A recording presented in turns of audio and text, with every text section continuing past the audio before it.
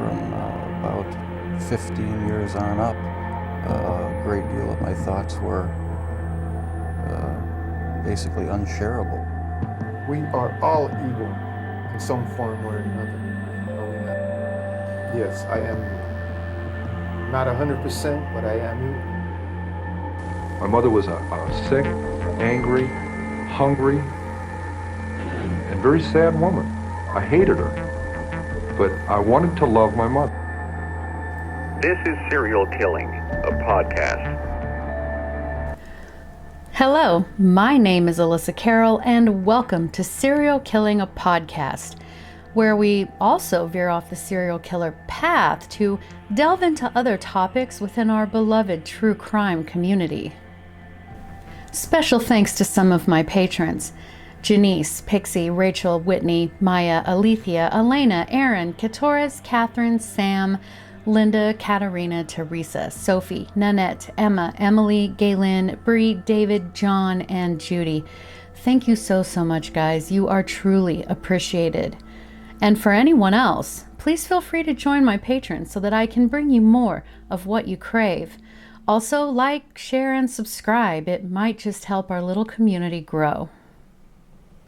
So today I thought we'd talk about the different attachment styles and disorders because I received a surprising amount of feedback about this subject from a recent podcast and asking more about it. I feel pretty strongly about attachment and the different kinds, so I'm excited to do this episode. My only disclaimer is that, as you all know, while I studied law and psychology in college and got a degree, I have continued to also study it my entire life. I do not have a PhD. This information comes from what I do know and also the stated sources. So, let's just dive right in. So, according to the Oxford Dictionary, attachment is defined as, quote, affection, fondness, or sympathy for someone or something, feeling a bond, closeness, devotion, loyalty, end quote. Attachment theory is a psychological, evolutionary, and ethological theory concerning relationships between humans, though it occurs throughout the animal kingdom. The most important aspect of it, when it pertains to us, is that it is crucial that infants and young children develop a relationship with at least one primary caregiver for normal social and emotional development. And we know that there are stages. Attachment theory was developed by British psychologist John Bowley, and he described attachment as a, quote, lasting psychological connectedness between human beings, end quote. Bowlby was interested in understanding the separation anxiety and distress that children experience when separated from their primary caregivers. According to an article written about him on verywellmind.com, some of the earliest behavioral theories suggested that attachment was simply a learned behavior. These theories proposed that attachment was merely the result of the feeding relationship between the child and the caregiver. Because the caregiver feeds the child and provides nourishment, well, the child becomes attached.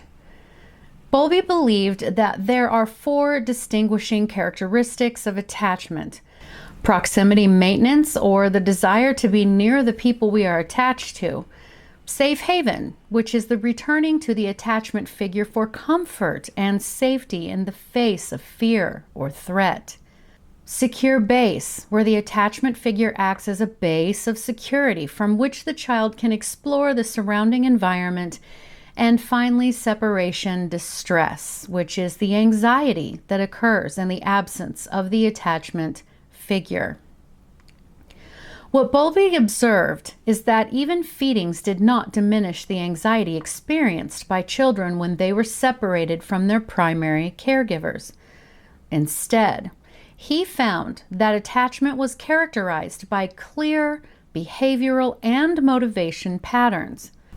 Bowlby believed that the earliest bonds formed by children with their caregivers have a tremendous impact that continues throughout life. He suggested that attachment also serves to keep the infant close to the mother, thus improving the child's chances of survival. Bowlby reviewed attachment as a product of evolutionary processes. While the behavioral theories of this suggested that attachment was a learned process, Bowlby and others proposed that children are born with an innate drive to form attachments to caregivers. Throughout history, children who maintained proximity to an attachment figure were more likely to receive comfort and protection and, therefore, more likely to survive into adulthood. Through the process of natural selection, a motivational system designed to regulate attachment emerged. It makes sense. The central theme of attachment theory is that primary caregivers who are available and responsive to an infant's needs allow the child to develop a sense of security. The infant knows that the caregiver is dependable, which creates a secure base for the child to then explore the world. So, what are the stages? There's the pre-attachment stage occurring between birth to around 6 weeks old. The infant at this point won't really show particular attachment to a specific caregiver, though they will show they are pleased with the care and attention they get. Then from approximately 6 weeks to around 7 months or so, the infant will begin to show a preference for primary and secondary caregivers. Then after about 7 months or so, the infant will show a strong attachment to one specific caregiver, though they will display positive attachments to others, and by around a year old, they will have a growing bond with other outside caregivers. Some research completed in the 1970s by psychologist Mary Ainsworth went further with Bowlby's original theories. She conducted what was coined the, quote, strange situation study. The study involved observing children between the ages of 12 to 18 months and their response to a situation in which they were briefly left alone and then reunited with their mother. Mary's strange situation assessment followed after these specific steps. The parent and child are alone in a room. The child explores the room with parental supervision. A stranger enters the room, talks to the parent, and approaches the child. The parent quickly leaves the room. The parent returns and comforts the child. Simple enough, right? Well, after observation, Mary concluded that there were 3 major types or styles of attachment. These are secure, ambivalent insecure, and avoidant insecure attachments. And then 2 more researchers have added a 4th style known as disorganized insecure attachment. And there's been a ton of studies done, such as Harry Harlow's infamous study on maternal deprivation and social isolation in the 1950s, that support these types of attachment, and additional research has unveiled that these early attachment styles can help predict behaviors later in life. This is important to us in the true crime community, what we are always striving to understand. So let's talk about these styles of attachment, right? Secure attached children feel comfortable in knowing that they can depend on their caregivers to reunite and comfort them during times of demonstrated distress, and they display joy when they are reunited. Let's say a child toddles off around the corner of an aisle in a store. They realize their beloved caregiver is no longer beside them. They begin to cry, and that caregiver quickly appears, picks them up, hugs, and soothes them, and all is well. This is secure attachment. Ambivalent insecure attachment is when the child becomes very distressed when a parent leaves as a result of poor paternal availability. They cannot depend on their primary caregiver to be there when they need them. This is pretty uncommon, and sources say it affects anywhere from 7 to about 15% of children in the United States. Then we have avoidant insecure attachments as well. Children with this type of attachment tend to avoid parents or caregivers, showing no preference between a caregiver and a complete stranger. This attachment style might be a result of abusive or neglectful caregivers. Children who are punished for relying on a caregiver will learn to avoid seeking help in the future. This one was mine as a child. And there are several subtypes of insecure attachment styles in adults. There's anxious preoccupied for the people that have an increased need to feel wanted.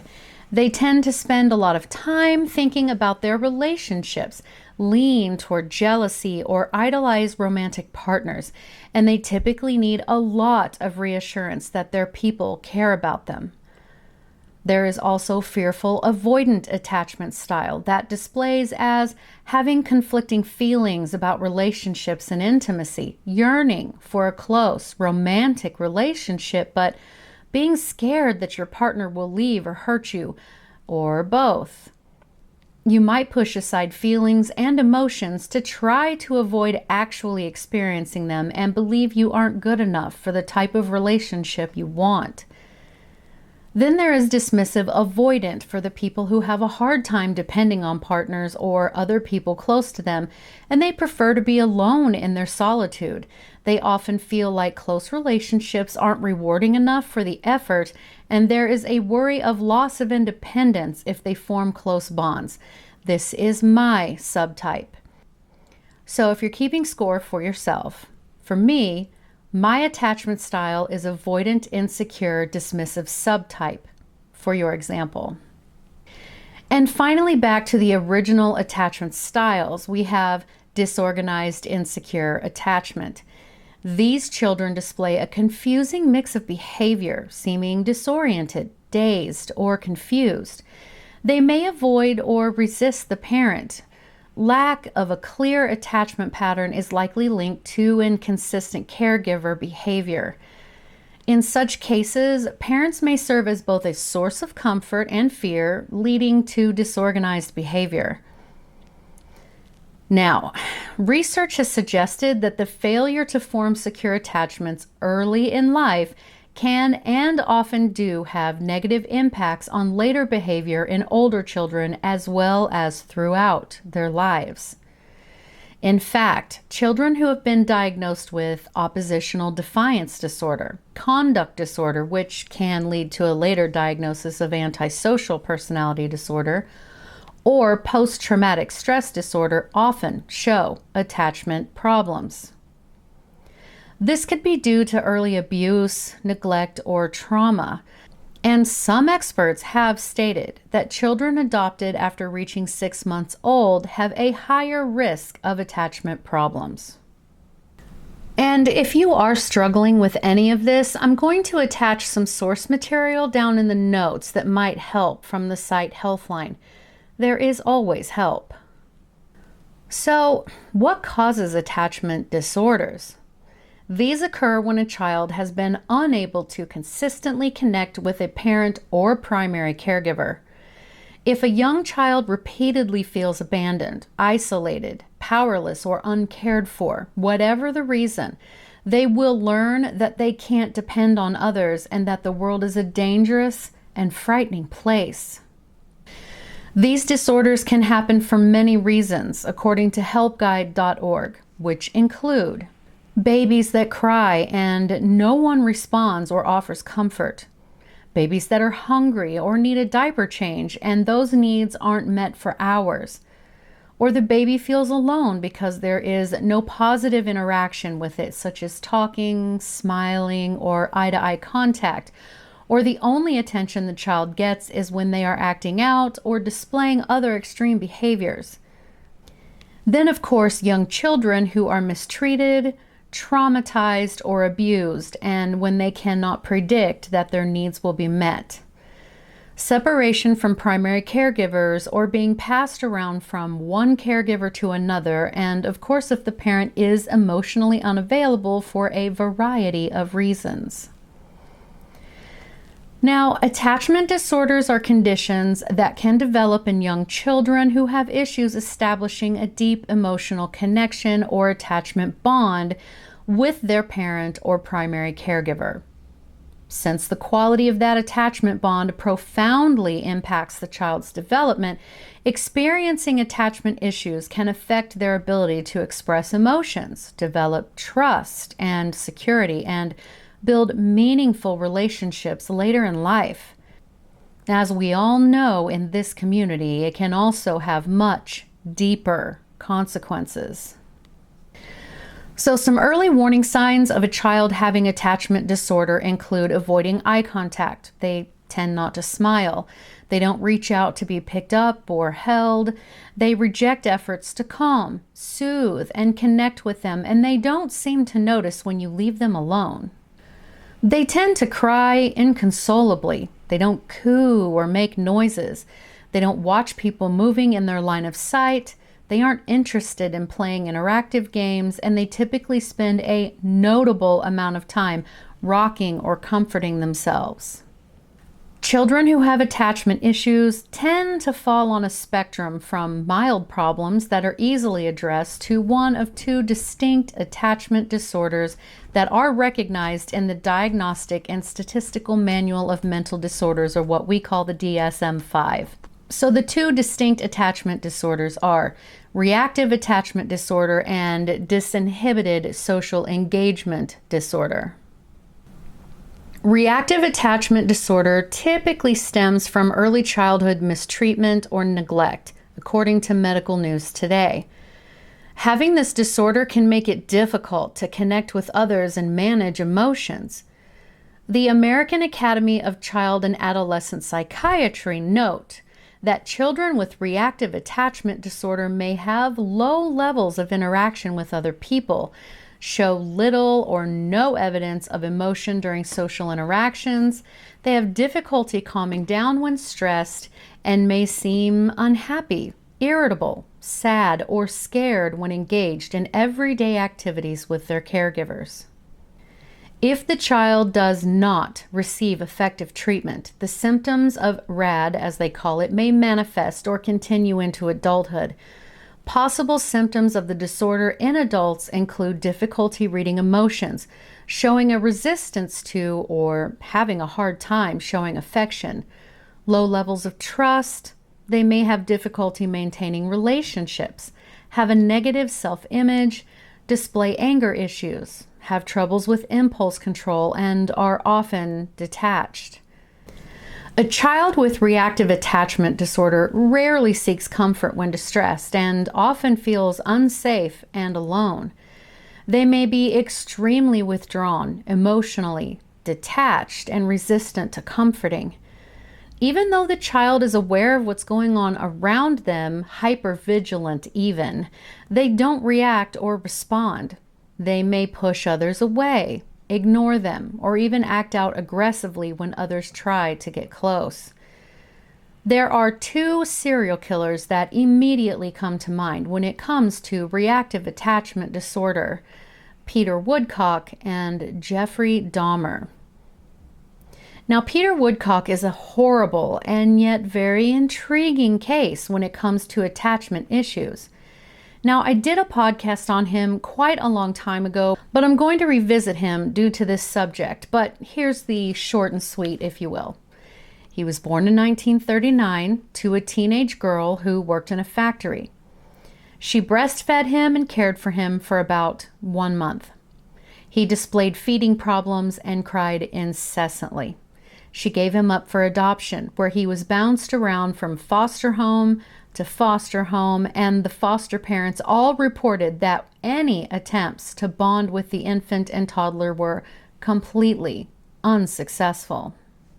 His attachment issues became so intense that as a toddler he was terrified of anyone paying attention to him and would make, quote, whining animal noises instead of full communication. And as I'm sure we know, not every foster home was a loving and warm environment, if you know what I mean. He was eventually housed with a foster couple who did try to help him, but he went on to become a serial killer. Peter would be the more intense, extreme version of this attachment disorder. The much more mild version would be Jeffrey Dahmer, and sources say that he was deprived of attention when he was an infant by his mother, who suffered greatly from postpartum depression. It was said that his mother was dutiful in his needs with regards to diaper changes, feedings, and whatnot, but wasn't known to just sit and hold and be affectionate toward him. As he got older, he really lacked the want to form attachments to others and was quite isolated, and we are all very well acquainted with his later crimes. So there's a couple of examples. Then we have disinhibited social engagement disorder, which may develop in response to social neglect and a lack of consistent attachment to a primary caregiver during the first 2 years of life.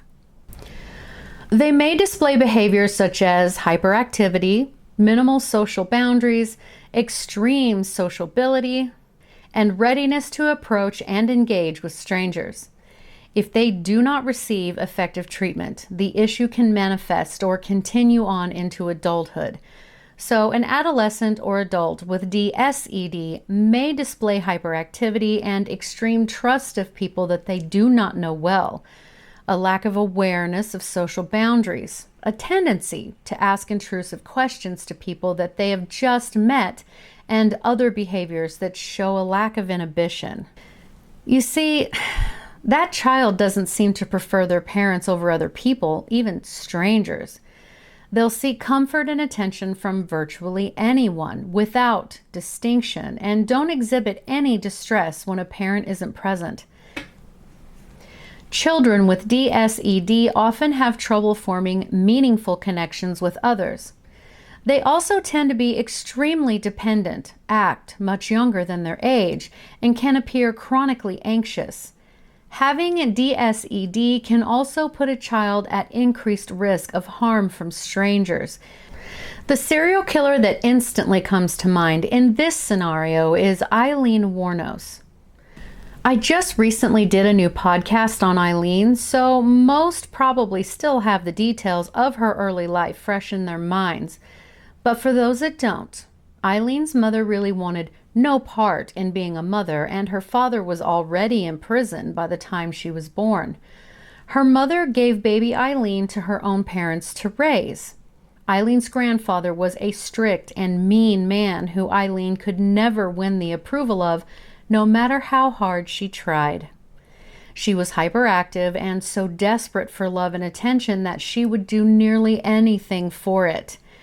As she got older, this included exchanging sex for friendship, not having that sort of ingrained sense of social boundaries, and an obvious lack of inhibition.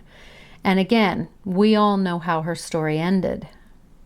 So, how does disordered attachment issues in childhood manifest behaviorally in adulthood and in those with a propensity towards violence?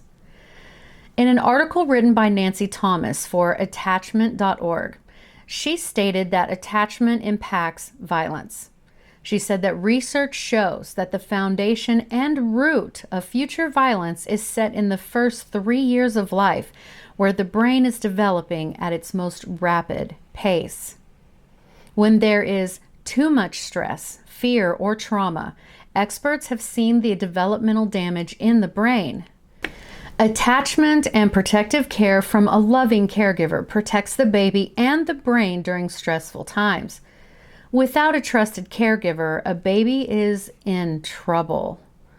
Abuse, neglect, rejection, or abandonment during the first 3 years puts a child at high risk for behavioral problems and mental illness in the future. According to the FBI, were nearly all psychopaths abused, neglected, or rejected as children? Absolutely. And while researching this, I found an excellent thesis written by Emily Welke for Regis University titled, quote, "An analysis of the connection between insecure attachment style and bodily disposal methods of serial homicide offenders," end quote. I'll link it below if you'd like to take a look. But in summation, using insecure attachment styles as the primary focus and their translation into criminal behavior, the disposal methods of serial killers analyzed were transport and concealment, transport and dumping, no transport with concealment, and no transport as is. The results of this study tended to show that serial homicide offenders with the same attachment styles that they were labeled with tended to use the same body disposal methods, which I found interesting. Jeffrey Dahmer was used to represent the anxious, preoccupied attachment, Donald Gaskins for the dismissive avoidance style, and Dennis Rader represented the fearful, avoidant attachment style. Jeffrey and other anxious, preoccupied people tended to all use the transport concealment and the non-transport concealment.